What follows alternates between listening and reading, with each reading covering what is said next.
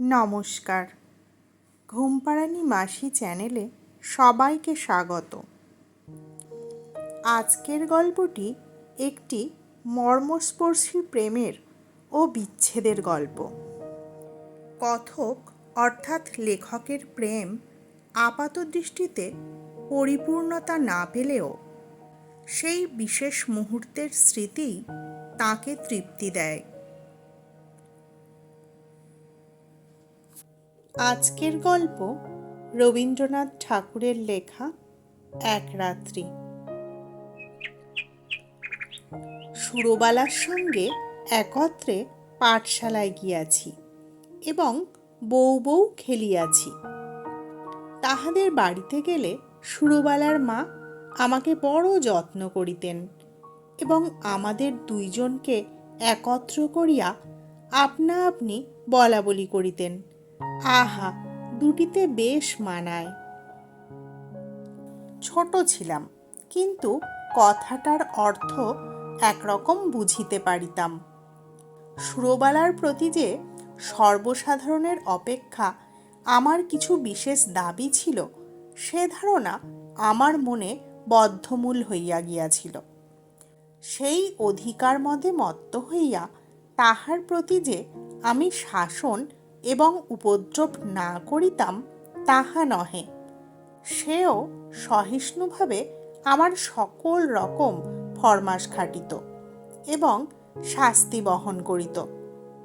পাড়ায় তাহার রূপের প্রশংসা ছিল, কিন্তু বর্বর বালকের চক্ষে সে সৌন্দর্যের কোনো গৌরব ছিল না। আমি কেবল জানিতাম সুরবালা আমারই প্রভুত্ব স্বীকার করিবার জন্য পিতৃগৃহে জন্মগ্রহণ করিয়াছে। এই জন্য সে আমার বিশেষরূপ অবহেলার পাত্র। আমার পিতা চৌধুরী জমিদারের নায়েব ছিলেন। তাহার ইচ্ছা ছিল আমার হাতটা পাকিলেই আমাকে জমিদারি সেরেস্তার কাজ শিখাইয়া একটা কোথাও গোমস্তাগিরিতে প্রবৃত্ত করিয়া দিবেন। কিন্তু আমি মনে মনে তাহাতে নারাজ ছিলাম। আমাদের পাড়ার নীলরতন যেমন কলিকাতায় পালাইয়া লেখাপড়া শিখিয়া কালেক্টর সাহেবের নাজির হইয়াছে, আমারও জীবনের লক্ষ্য সেইরূপ অত্যুচ্চ ছিল। কালেক্টরের নাজির না হইতে পারি তো জজ আদালতের হেড ক্লার্ক হইব, ইহা আমি মনে মনে নিশ্চয় স্থির করিয়া রাখিয়াছিলাম। সর্বদাই দেখিতাম আমার বাপ উক্ত আদালতজীবীদিগকে অত্যন্ত সম্মান করিতেন। নানা উপলক্ষে মাছটা, তরকারিটা, টাকাটা, শিকেটা লইয়া যে তাহাদের পূজার্চনা করিতে হইত, তাহাও শিশুকাল হইতে আমার জানা ছিল। এই জন্য আদালতের ছোট কর্মচারী, এমনকি পেয়াদাগুলোকে পর্যন্ত হৃদয়ের মধ্যে খুব একটা সম্ভ্রমের আসন দিয়াছিলাম। ইহারা আমাদের বাংলাদেশের পূজ্য দেবতা। ৩৩ কোটির ছোট ছোট নূতন সংস্করণ। বৈষয়িক সিদ্ধিলাভ সম্বন্ধে স্বয়ং সিদ্ধিদাতা গণেশ অপেক্ষা ইহাদের প্রতি লোকের আন্তরিক নির্ভর ঢের বেশি। সুতরাং পূর্বে গণেশের যাহা কিছু পাওনা ছিল, আজকাল ইহারাই তাহা সমস্ত পাইয়া থাকেন। আমিও নীলরতনের দৃষ্টান্তে উৎসাহিত হইয়া একসময় বিশেষ সুবিধাযোগে কলিকাতায় পালাইয়া গেলাম। প্রথমে গ্রামের একটি আলাপি লোকের বাসায় ছিলাম। তাহার পরে বাপের কাছ হইতেও কিছু কিছু অধ্যয়নের সাহায্য পাইতে লাগিলাম। লেখাপড়া যথা নিয়মে চলিতে লাগিল। ইহার উপরে আবার সভা সমিতিতেও যোগ দিতাম। দেশের জন্য হঠাৎ প্রাণ বিসর্জন করা যে আশু আবশ্যক, এ সম্বন্ধে আমার সন্দেহ ছিল না। কিন্তু কি করিয়া উক্ত দুঃসাধ্য কাজ করা যাইতে পারে আমি তাহা জানিতাম না, এবং কেহ দৃষ্টান্তও দেখাইত না। কিন্তু তাহা বলিয়া উৎসাহের কোনো ত্রুটি ছিল না। আমরা পাড়াগাঁয়ে ছেলে, কলিকাতার ইচড়ে পাকা ছেলের মতো সকল জিনিসকেই পরিহাস করিতে শিখি নাই। সুতরাং আমাদের নিষ্ঠা অত্যন্ত দৃঢ় ছিল। আমাদের সভার কর্তৃপক্ষীয়রা বক্তৃতা দিতেন, আর আমরা চাঁদার খাতা লইয়া না খাইয়া দুপুর রৌদ্রে টোটো করিয়া বাড়ি বাড়ি ভিক্ষা করিয়া বেড়াইতাম। রাস্তার ধারে দাঁড়াইয়া বিজ্ঞাপন বিলি করিতাম। সভাস্থলে গিয়া বেঞ্চি চৌকি সাজাইতাম। দলপতির নামে কেহ একটা কথা বলিলে কোমর বাঁধিয়া মারামারি করিতে উদ্যত হইতাম। শহরের ছেলেরা এইসব লক্ষণ দেখিয়া আমাদিগকে বাঙাল বলিত। নাজির সেরেস্তাদার হইতে আসিয়াছিলাম, কিন্তু মার্টসিনি গ্যারিবল্ডি হইবার আয়োজন করিতে লাগিলাম। এমন সময়ে আমার পিতা এবং সুরবালার পিতা একমত হইয়া সুরবালার সহিত আমার বিবাহের জন্য উদ্যোগী হইলেন। আমি 15 বৎসর বয়সের সময় কলিকাতায় পলাইয়া আসি। তখন সুরবালার বয়স 8, এখন আমি 18। পিতার মতে আমার বিবাহের বয়স ক্রমে উত্তীর্ণ হইয়া যাইতেছে, কিন্তু এদিকে আমি মনে মনে প্রতিজ্ঞা করিয়াছি, আজীবন বিবাহ না করিয়া স্বদেশের জন্য মরিব। বাপকে বলিলাম, বিদ্যাভ্যাস সম্পূর্ণ সমাধা না করিয়া বিবাহ করিব না। 2-4 মাসের মধ্যে খবর পাইলাম উকিল রামলোচন বাবুর সহিত সুরবালার বিবাহ হইয়া গিয়াছে। পতিত ভারতের চাঁদা আদায় কার্যে ব্যস্ত ছিলাম। এ সংবাদ অত্যন্ত তুচ্ছ বোধ হইল। এন্ট্রেন্স পাশ করিয়াছি, ফার্স্ট আর্টস দিব, এমন সময় পিতার মৃত্যু হইল। সংসারে কেবল আমি একা নই, মাতা এবং 2টি ভগিনী আছেন। সুতরাং কালেজ ছাড়িয়া কাজের সন্ধানে ফিরিতে হইল। বহু চেষ্টায় নোয়াখালী বিভাগের একটা ছোট শহরে এন্ট্রেন্স স্কুলের 2nd মাস্টারি পদ প্রাপ্ত হইলাম। মনে করিলাম আমার উপযুক্ত কাজ পাইয়াছি। উপদেশ এবং উৎসাহ দিয়া এক একটি ছাত্রকে ভাবি ভারতের এক একটি সেনাপতি করিয়া তুলিব। কাজ আরম্ভ করিয়া দিলাম। দেখিলাম ভাবি ভারতবর্ষ অপেক্ষা আসন্ন এক্সামিনের তাড়া ঢের বেশি। ছাত্রদিগকে গ্রামার, অ্যালজেব্রার বহির্ভূত কোনো কথা বলিলে হেডমাস্টার রাগ করে। মাস 2-এর মধ্যে আমারও উৎসাহ নিস্তেজ হইয়া আসিল। আমাদের মতো প্রতিভাহীন লোক ঘরে বসিয়া নানা রূপে কল্পনা করে, অবশেষে কার্যক্ষেত্রে নামিয়া ঘাড়ে লাঙল বহিয়া পশ্চাৎ হইতে লেজমলা খাইয়া নত শিরে সহিষ্ণুভাবে প্রাত্যহিক মাটি ভাঙার কাজ করিয়া সন্ধ্যাবেলায় 1 পেট জাব না খাইতে পাইলেই সন্তুষ্ট থাকে। লম্ফে জম্ফে আর উৎসাহ থাকে না। অগ্নিদাহের আশঙ্কায় একজন করিয়া মাস্টার স্কুলের ঘরেতেই বাস করিত। আমি একা মানুষ, আমার উপরেই সেই ভার পড়িয়াছিল। স্কুলের বড় 8 চালার সংলগ্ন একটি চালায় আমি বাস করিতাম। স্কুল ঘরটি লোকালয় হইতে কিছু দূরে একটি বড় পুষ্করিণীর ধারে। চারিদিকে সুপারি, নারিকেল এবং মাদারের গাছ, এবং স্কুল গৃহের প্রায় গায়েই 2টা প্রকাণ্ড নিম গাছ গায়ে গায়ে সংলগ্ন হইয়া ছায়াদান করিতেছে। একটা কথা এতদিন উল্লেখ করি নাই, এবং এতদিন উল্লেখযোগ্য বলিয়া মনে হয় নাই। এখনকার সরকারি উকিল রামলোচন রায়ের বাসা আমাদের স্কুল ঘরের অনতি দূরে, এবং তাহার সঙ্গে তাহার স্ত্রী আমার বাল্যসখী সুরবালা ছিল, তাহা আমার জানা ছিল। রামলোচন বাবুর সঙ্গে আমার আলাপ হইল। সুরবালার সহিত বাল্যকালে আমার জানাশোনা ছিল। তাহা রামলোচনবাবু জানিতেন কি না জানি না।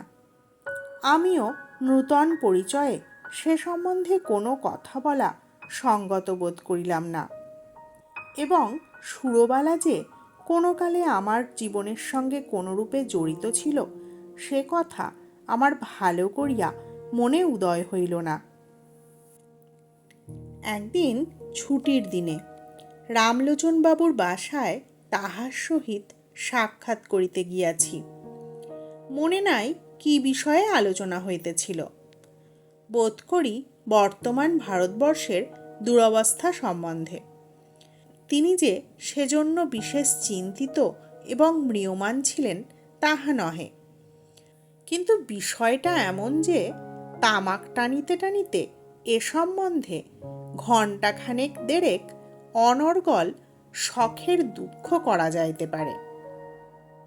এমন সময়ে পাশের ঘরের অত্যন্ত মৃদু একটু চুড়ির টুংটাং, কাপড়ের একটুখানি খসখস এবং পায়ের একটুখানি শব্দ শুনিতে পাইলাম। বেশ বুঝিতে পারিলাম জানালার ফাঁক দিয়া কোনো কৌতূহলপূর্ণ নেত্র আমাকে নিরীক্ষণ করিতেছে। তৎক্ষণাৎ দুখানি চোখ আমার মনে পড়িয়া গেল। বিশ্বাস, সরলতা এবং শৈশব প্রীতিতে ঢলঢল দুখানি বড় বড় চোখ, কালো কালো তারা, ঘন কৃষ্ণ পল্লব, স্থির স্নিগ্ধ দৃষ্টি। সহসা হৃৎপিণ্ডকে কে যেন একটা কঠিন মুষ্টির দ্বারা চাপিয়া ধরিল এবং বেদনায় ভিতরটা টনটন করিয়া উঠিল। বাসায় ফিরিয়া আসিলাম, কিন্তু সেই ব্যথা লাগিয়া রহিল। লিখি, পড়ি, যাহা করি কিছুতেই মনের ভাব দূর হয় না। মনটা সহসা একটা বৃহৎ বোঝার মতো হইয়া বুকের শিরা ধরিয়া দুলিতে লাগিল। সন্ধ্যাবেলায় একটু স্থির হইয়া ভাবিতে লাগিলাম, এমনটা হইল কেন?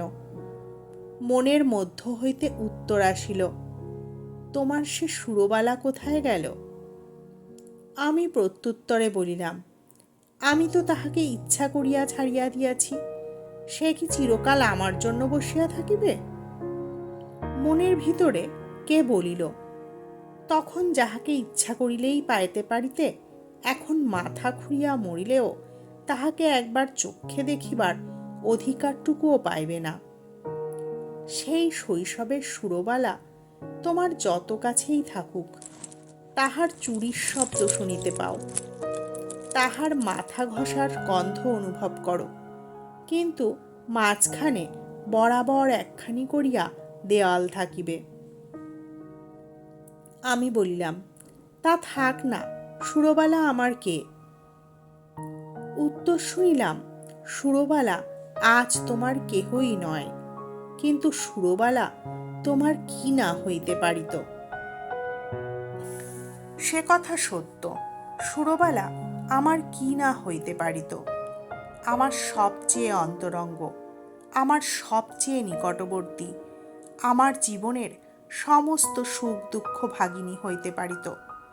সে আজ এত দূর, এত পর, আজ তাহাকে দেখা নিষেধ, তাহার সঙ্গে কথা কওয়া দোষ, তাহার বিষয়ে চিন্তা করা পাপ।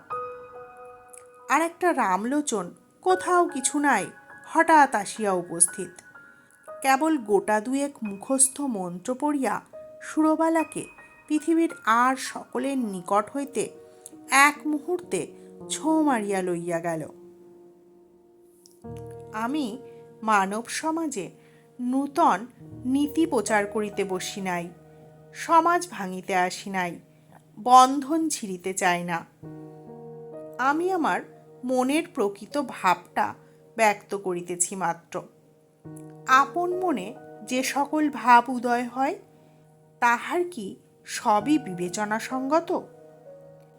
রামলোচনের গৃহভিত্তির আড়ালে যে সুরবালা বিরাজ করিতেছিল সে যে রামলোচনের অপেক্ষাও বেশি করিয়া আমার, একথা আমি কিছুতেই মন হইতে তাড়াইতে পারিতেছিলাম না।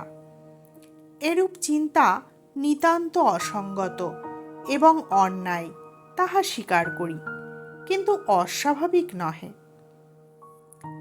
এখন হইতে আর কোনো কাজে মনঃসংযোগ করিতে পারি না। দুপুরবেলায় ক্লাসে যখন ছাত্রেরা গুনগুন করিতে থাকিত, বাহিরে সমস্ত ঝাঁ ঝাঁ করিত, ঈষৎ উত্তপ্ত বাতাসে নিম গাছের পুষ্পমঞ্জরীর সুগন্ধ বহন করিয়া আনিত, তখন ইচ্ছা করিত, কি ইচ্ছা করিত জানি না, এই পর্যন্ত বলিতে পারি। ভারতবর্ষের এই সমস্ত ভাবী আশাস্পদ দিগের ব্যাকরণের ভ্রম সংশোধন করিয়া জীবনযাপন করিতে ইচ্ছা করিত না। স্কুলের ছুটি হইয়া গেলে আমার বৃহৎ ঘরে একলা থাকিতে মন টিকিত না, অথচ কোনো ভদ্রলোক দেখা করিতে আসিলেও অসহ্য বোধ হইত। সন্ধ্যাবেলায় পুষ্করিণীর ধারে সুপারি নারিকেলের অর্থহীন মর্মর্ধ্বনি শুনিতে শুনিতে ভাবিতাম, মনুষ্য সমাজ একটা জটিল ভ্রমের জাল, ঠিক সময়ে ঠিক কাজ করিতে কাহারও মনে পড়ে না, তাহার পরে বেঠিক সময়ে বেঠিক বাসনা লইয়া অস্থির হইয়া মরে। তোমার মতো লোক সুরবালার স্বামীটি হইয়া বুড়ো বয়স পর্যন্ত বেশ সুখে থাকিতে পারিত। তুমি কিনা গেলে গ্যারিবল্ডি এবং শেষে একটি পাড়া গিয়ে স্কুলের সেকেন্ড মাস্টার, আর রামলোচন রায় উকিল। তাহার বিশেষ করিয়া সুরবালারই স্বামী হইবার কোনো জরুরি আবশ্যক ছিল না। বিবাহের পূর্ব মুহূর্ত পর্যন্ত তাহার পক্ষে সুরবালাও যেমন, ভবশঙ্করীও তেমন। সেই কিনা কিছুমাত্র না ভাবিয়া চিন্তিয়া বিবাহ করিয়া সরকারি উকিল হইয়া দিব্য 5 টাকা রোজগার করিতেছে। যেদিন দুধে ধোঁয়ার গন্ধ হয় সেদিন সুরবালাকে তিরস্কার করে, যেদিন মন প্রসন্ন থাকে সেদিন সুরবালার জন্য গহনা গড়াইতে দেয়। বেশ মোটা সোটা, চাপকান পড়া, কোনো অসন্তোষ নাই। পুষ্করিণীর ধারে বসিয়া আকাশের তারার দিকে চাহিয়া কোনোদিন হাহুতাশ করিয়া সন্ধ্যা যাপন করে না। রামলোচন একটা বড় মোকদ্দমায় কিছুকালের জন্য অন্যত্র গিয়াছে। আমার স্কুল ঘরে আমি যেমন একলা ছিলাম, সেদিন সুরবালার ঘরেও সুরবালা বোধ করি সেইরূপ একা ছিল। মনে আছে, সেদিন সোমবার, সকাল হইতেই আকাশ মেঘাচ্ছন্ন হইয়া আছে। বেলা 10টা হইতে টিপ টিপ করিয়া বৃষ্টি পড়িতে আরম্ভ করিল। আকাশের ভাবগতিক দেখিয়া হেডমাস্টার সকাল সকাল স্কুলের ছুটি দিলেন। খণ্ড খণ্ড কালো মেঘ যেন একটা কি মহা আয়োজনে সমস্ত দিন আকাশময় আনাগোনা করিয়া বেড়াইতে লাগিল। তাহার পরদিন বিকালের দিকে মুষলধারে বৃষ্টি এবং সঙ্গে সঙ্গে ঝড় আরম্ভ হইল। যত রাত্রি হইতে লাগিল, বৃষ্টি এবং ঝড়ের বেগ বাড়িতে চলিল। প্রথমে পূর্ব দিক হইতে বাতাস বহিতেছিল, ক্রমে উত্তর এবং উত্তর পূর্ব দিয়া বহিতে লাগিল। এ রাত্রে ঘুমাইবার চেষ্টা করা বৃথা। মনে পড়িল, এই দুর্যোগে সুরবালা ঘরে একলা আছে। আমাদের স্কুল ঘর তাহাদের ঘরের অপেক্ষা অনেক মজবুত। কতবার মনে করিলাম, তাহাকে স্কুল ঘরে ডাকিয়া আনিয়া আমি পুষ্করিণীর পাড়ের উপর রাত্রি যাপন করিব, কিন্তু কিছুতেই মন স্থির করিয়া উঠিতে পারিলাম না। রাত্রি যখন 1টা-1:30 হইবে, হঠাৎ বানের ডাক শোনা গেল। সমুদ্র ছুটিয়া আসিতেছে। ঘর ছাড়িয়া বাহির হইলাম, সুরবালার বাড়ির দিকে চলিলাম। পথে আমাদের পুষ্করিণী পড়ে। সে পর্যন্ত যাইতে না যাইতে আমার হাঁটু জল হইল। পাড়ের উপর যখন উঠিয়া দাঁড়াইলাম, তখন দ্বিতীয় আর একটা তরঙ্গ আসিয়া উপস্থিত হইল।